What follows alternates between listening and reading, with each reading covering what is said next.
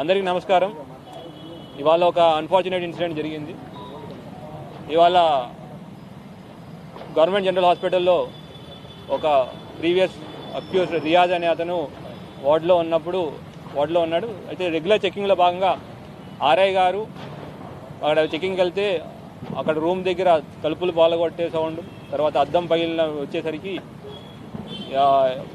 ఇమీడియట్గా మెడికల్ సిబ్బందికి ఇన్ఫామ్ చేసి ఆర్ఐ గారు, ఎస్ఐ గారు, ఒక కానిస్టేబుల్ గారు లోపలికి వెళ్ళి ఎందుకు సౌండ్ వస్తుందో లోపలికి వెళ్తే ఈ రియాజ్ అనే వ్యక్తిని అంత గోల చేస్తున్న వ్యక్తిని తీసుకెళ్ళి అతను బెడ్ దగ్గర కూర్చోబెట్టడానికి ప్రయత్నం చేశారు. కూర్చోబెట్టే ప్రయత్నంలో కానిస్టేబుల్ గారి దగ్గర ఉన్న తుపాకీని లాక్కుని ఈ రియాజ్ ట్రిగ్గర్ ఒత్తడం మొదలుపెట్టాడు. అది పాడేయని ఆర్ఐ చెప్తున్నా వినకుండా ట్రిగ్గర్ ఒత్తుతుంటే గత్యంతరం లేక ఆర్ఐ గారు ఫైర్ చేయడం జరిగింది.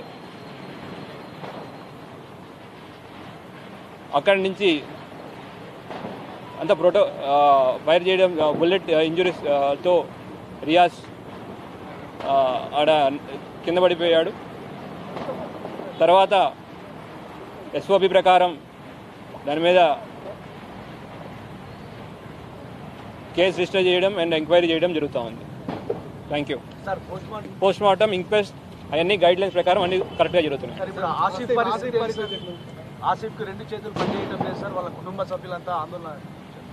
ఆసిఫ్ని మల్లారెడ్డి హాస్పిటల్ హైదరాబాద్లో ట్రీట్మెంట్ జరుగుతూ ఉంది. వాళ్ళ మార్నింగే 11:30కి ఆపరేషన్ జరిగింది. ఇంకొక సంవత్సరం పట్టేదా అతనికి అంతా సెట్ అవ్వడానికి సంవత్సరం దాకా పట్టే టైం ఉంది. Thank you.